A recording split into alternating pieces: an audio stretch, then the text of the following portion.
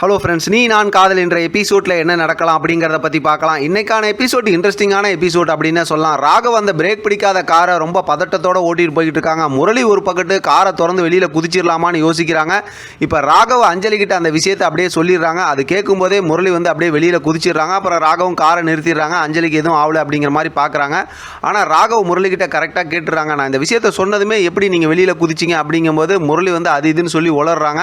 ஆனாலும் ராகவ் வந்து நான் இருக்கும்போது எங்கள் அக்காவுக்கு எதுவும் ஆக நான் விட மாட்டேன் அப்படிங்கிற மாதிரி பேசுகிறாங்க. முரளியை பற்றி கண்டுபிடிக்கிறாங்க. அடுத்து வீட்டில் ரூமில் உட்காந்துருக்கும் போது பார்த்தோம்னா இதை பற்றி அப்படியே யோசிச்சுக்கிட்டு இருக்காங்க. அபி வந்து பேசி பார்க்குறாங்க. இப்போ ராகவ் இந்த விஷயத்த சொன்னதுமே அபி அப்படியே ரொம்ப பதட்டமாயிடுறாங்க. ஆனால் அபி கரெக்டாக சொல்லிடுறாங்க, இதுவுமே அந்த முரளியோட வேலையாக தான் இருக்கும் அப்படின்னு சொல்லிட்டு எல்லாம் பேசிக்கிட்டு இருக்காங்க.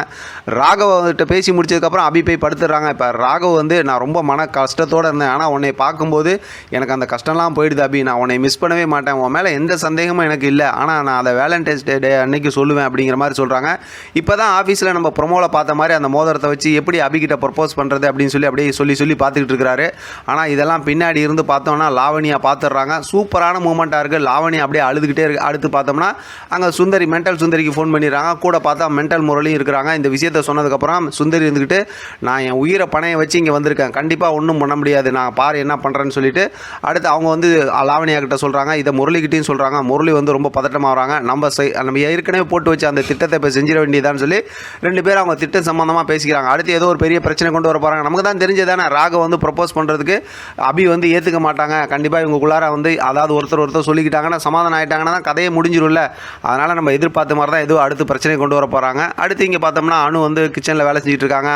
அபி வந்து பாட்டிக்கிட்ட பேசிகிட்டு இருக்காங்க. எல்லாம் உட்காந்துருக்கும் போது சுந்தரி காஃபி எடுத்து வந்து கொடுக்குறாங்க. ஸோ அதே நேரத்தில் மனோகர் வந்து அதை வாங்க மாட்டேங்கிறாங்க. ராகவ் வந்து சமாதானம் பேசினாலும் அவங்க வந்து சமாதானம் ஆக மாட்டேங்கிறாங்க. இப்போ சுந்தரி வந்து வழக்கம் போல் ஒரு நடிப்பை நடிச்சுட்டு அப்படியே போகிறாங்க. கிச்சனில் இருந்து அணு மேலே வந்து ஒரு இரும்பு, அந்த அருவாமனை இரும்பு உழுவ போகிறப்ப சுந்தரி போய் காப்பாற்றுறாங்க. அது பார்த்தா சுந்தரியோட காலில் விழுந்துருது. இப்போ எல்லாரும் கிச்சனுக்கு வந்துடுறாங்க. அப்போ பார்த்தா அணு சொல்கிறாங்க இந்த மாதிரி அது உழுவ போணுச்சு காப்பாற்றுறாங்க அப்படின்னு. இப்போ அவங்க காலில் அடிபட்டுருக்கிறதுனால அஞ்சலி வந்து சுந்தரியை கூப்பிட்டு அப்படியே மருந்து போகிறதுக்கு போயிடுறாங்க. இங்கே பார்த்தோம் அப்படின்னா ராகவ், ஆகாஷ், அணு, அபி இவங்க 4 பேர் இருந்து கிச்சன்லேருந்து யோசிக்கிறாங்க. அதோடு இன்றைக்கான எபிசோட் முடிச்சிருக்காங்க. ஆக மொத்தத்தில் பார்த்தோம் அப்படின்னா அடுத்தடுத்து ஏதோ திட்டம் போட்டு அஞ்சலி அவங்க மேலே நம்பிக்கை ஏற்படுத்தி ஏதோ பெரிய பிரச்சனையை கொண்டு வந்து நிறுத்த போகிறாங்க. அதாவது ராகவுக்கு தான் ஏதோ ஆபத்து வரப்போகுதுன்னு நினைக்கிறேன். ஆனாலும் பார்த்தா அபிகிட்ட இவரோட காதலை சொல்லக்கூடிய அந்த மூமெண்ட் வர்றதுக்கும் வாய்ப்பு இருக்குது. ஆனால் வந்து அது இந்த ப்ரப்போஸ் பண்ணுற மாதிரி வராது, வேறு மாதிரி வரும்னு நினைக்கிறேன். பார்க்கலாம் என்ன நடக்குதுன்னு. இதை பற்றி உங்களோட கருத்து கமெண்ட் பாக்ஸ் தெரியப்படுத்துங்க. தொடர்ந்து ஆதரவு கொடுங்க. தேங்க்யூ ஃப்ரெண்ட், தேங்க்ஸ் ஃபார் வாட்சிங்.